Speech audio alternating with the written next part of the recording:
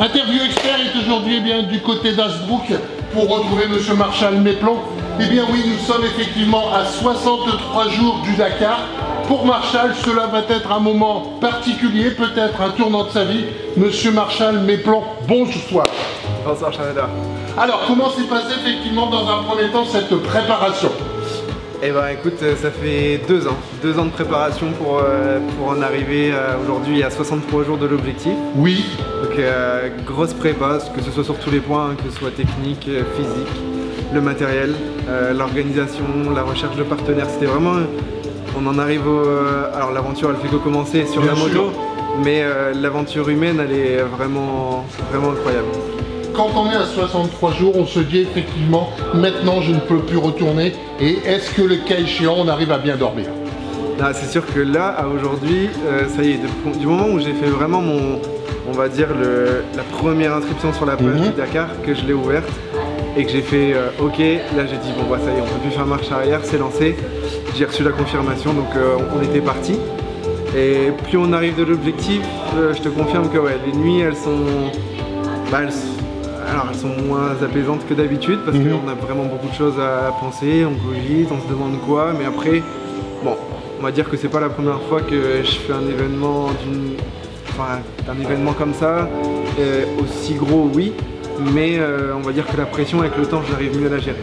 Bon, quand on sait effectivement ce que va être effectivement cette année le Dakar, cette année il y aura effectivement beaucoup de sable.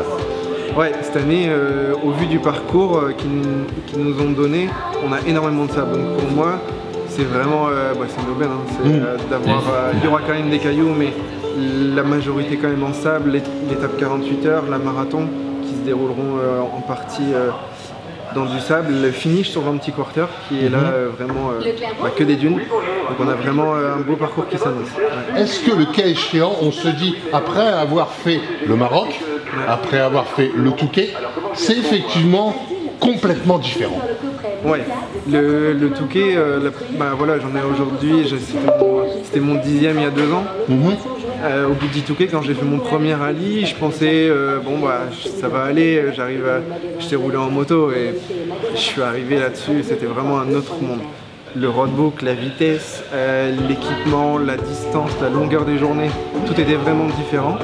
Mais bizarrement j'ai apprécié, et vraiment dès les premiers... alors la première journée peut-être un petit peu délicate, mais la deuxième je me suis dit c'est vraiment bien, c'est ça que je veux faire.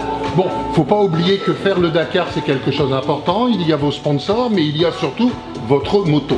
Allez, vous allez effectivement nous emmener voir cette fameuse moto. Elle est là, c'est effectivement la moto que vous aurez pendant ce Dakar. C'est ça. Donc cette moto là, il faut savoir que... Alors c'est une 450 KTM Rally. Oui. Il n'y a que 80 exemplaires dans le monde par an. C'est une moto qui n'est pas commercialisée, qu'on ne peut pas acheter en concession comme ça. Elle se fait sur précommande dans un réseau de concessionnaires qui peuvent distribuer la moto. Et on la commande en avril, on l'a en octobre. Et pour l'avoir, il faut monter un dossier vraiment... un gros dossier pour dire bah voilà, je vais faire tel rallye, l'objectif c'est de faire le Dakar. Et à ce moment-là, on peut avoir accès à acheter cette moto qui arrive comme elle est là. Moi, les seules choses que j'ai mis dessus, c'est un kit déco et une petite pièce ici en carbone, mais après tout le reste de la moto est comme ça. Donc ce qui est impressionnant, c'est la partie pilotage. Ouais. C'est clair que quand on voit cela, on se dit mais comment fait-on pour arriver à gérer ça? Il y a beaucoup d'informations, alors comparé à une moto de sable ou de cross, on en a vraiment partout. On peut le voir, il n'y a plus beaucoup de place sur le guidon pour mettre autre chose. Si je peux détailler, en gros, on va voir la partie la plus importante, ça va être notre roadbook qui va pouvoir nous guider. Là c'est un roadbook papier, mais maintenant on a arrêté depuis peu le papier, on est passé en numérique, donc c'est une vraie tablette qui est électronique, où on fait dérouler les notes avec cette petite molette.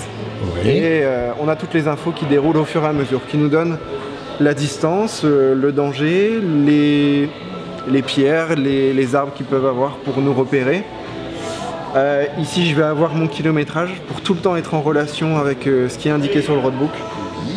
Et ici je vais avoir mon cap Donc c'est une boussole en fait, mais c'est un cap électronique qui va me guider dans les dunes quand ils vont me donner. Dans les dunes on ne peut pas aller tout droit, donc ils nous donnent un cap moyen à trouver et je vais me guider par rapport à ça. D'accord. En plus, en dessous, effectivement, il y a encore des petits appareillages. Ouais, ici j'ai ma vitesse parce que dans le désert on est quand même limité en termes de vitesse. On est limité à 160 km/h.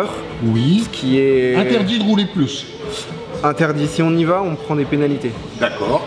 Alors moi, à mon niveau, j'y vais pas.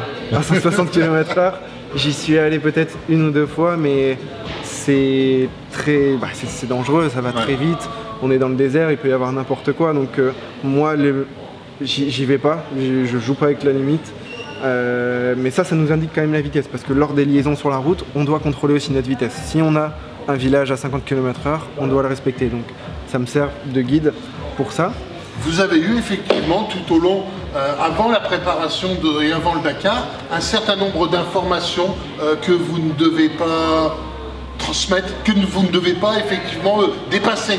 Des informations, il y a effectivement un règlement. Ouais, il y a un gros règlement et mon premier rallye, j'ai été très surpris et j'ai fait l'erreur de débutant de ne pas trop lire ça.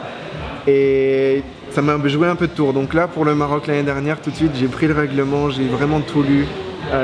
Les waypoints, les distances, les vitesses, tout ça pour vraiment avoir un maximum de connaissances. Et du coup, ça s'est beaucoup mieux passé. J'ai pris que 2 ou 3 minutes de pénalité sur un rallye qui dure entre 35 et 40 heures. 2 minutes, c'est pas grand chose, mais ça m'a servi d'expérience. Donc à aujourd'hui, je le lis beaucoup plus et pour le Dakar, il est encore plus gros, mais au moins j'arrive, je ne connais pas tout, mais je sais beaucoup de choses maintenant sur comment ça se passe. D'accord. Bon, une dernière question.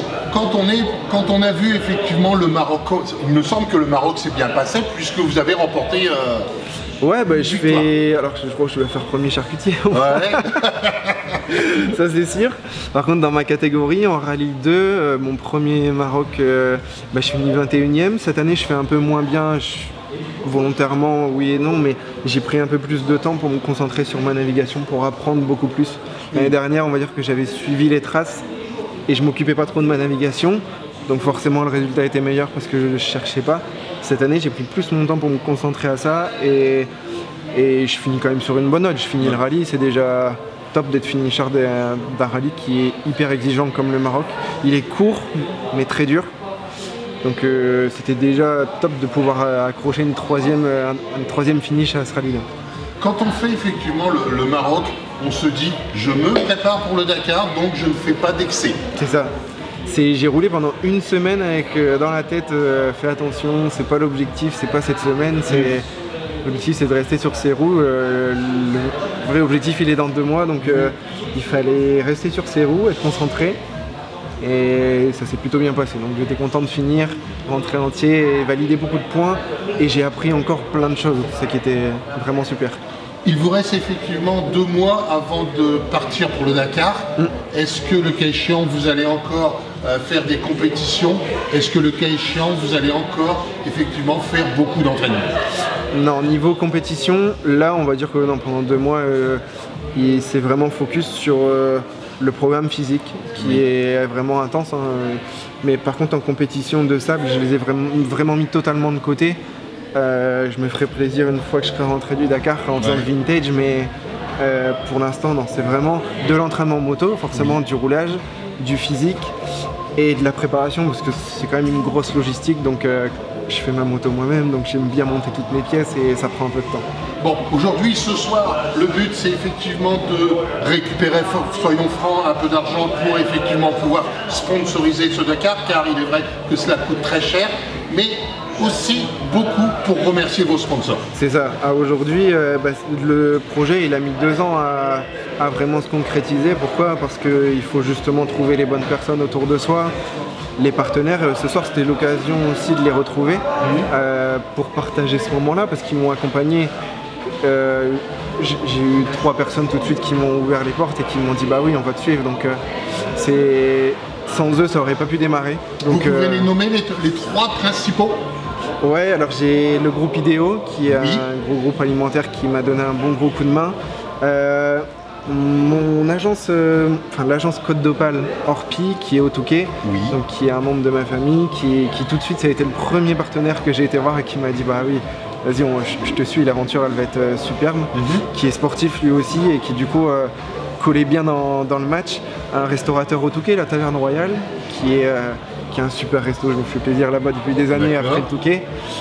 Et après le groupe PCB qui fait partie de l'aventure, l'assureur MMA à Saint-Omer, qui fait partie aussi de l'aventure, qui m'a suivi là pendant les 2 dernières années pour m'aider pour le Maroc, et qui fait partie de l'aventure aussi pour le Dakar. Et après, il y aura toute la liste des partenaires, ils sont encore énormément, je ne vais pas tous les citer, mais ils sont tous. Il me semble que, si je ne me trompe, vous aurez le numéro 62. Ouais, j'ai fait des pieds et des mains pour l'avoir celui-là. Ah oui. Parce que j'y tenais, je suis fier de ma région, je suis un gars du coin, donc c'était important pour moi. Ça a failli, j'ai failli ne pas l'avoir parce qu'un Australien, pour l'anecdote, l'avait demandé. Je sais pas pourquoi. Du coup, j'ai demandé à l'organisation et finalement je l'ai eu. Donc super heureux de représenter la région avec ce numéro. Après effectivement la présentation de la moto, on va faire la présentation de la tenue. Vas-y. Allez. Alors, ce sera une tenue que vous aurez tout au long du Dakar. Ce sera toujours la même? Alors pour le Dakar, j'en ai 3. J'en ai 3 parce qu'on a forcément, à mon avis, des jours où il y a 2 ans c'était très pluvieux. Donc j'ai une tenue, on va dire, très ventilée comme celle-là, qui a fait 2 rallyes du Maroc parce qu'il faisait très chaud. Celle-là, elle est très ventilée, et j'en ai une autre, beaucoup moins, pour là par contre quand il fait peut-être de l'intempérie ou on roule en Kawaii. Et je vais tourner avec 3 tenues pour toujours être au sec. Elles seront effectivement toutes rouges? Ouais, par contre. Ça sera l'occasion effectivement de pouvoir vous repérer comme le cas échéant à la télévision. C'est ça, tenue sur rouge, les podiums également. Moto blanche, top. Ok, top. Bon, on vous souhaite effectivement le meilleur. Il vous reste encore 2 mois de préparation. Je pense que la partie physique c'est bon.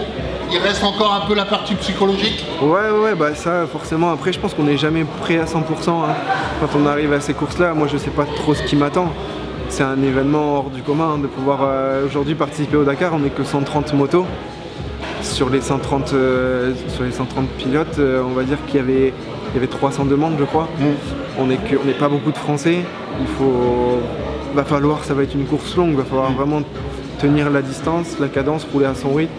Et puis l'objectif Marshall, c'est d'arriver au bout. C'est ça, c'est vraiment mon principal pour moi, et pour moi me dire bah voilà, je sais faire, je l'ai fait, et puis emmagasiner de l'expérience, parce que ça va très vite d'aller se mettre à terre et de se faire mal. Donc va falloir rouler sur ses roues, pas regarder le classement. C'est une des règles que je me suis mis, et j'en discutais tout à l'heure avec Hervé.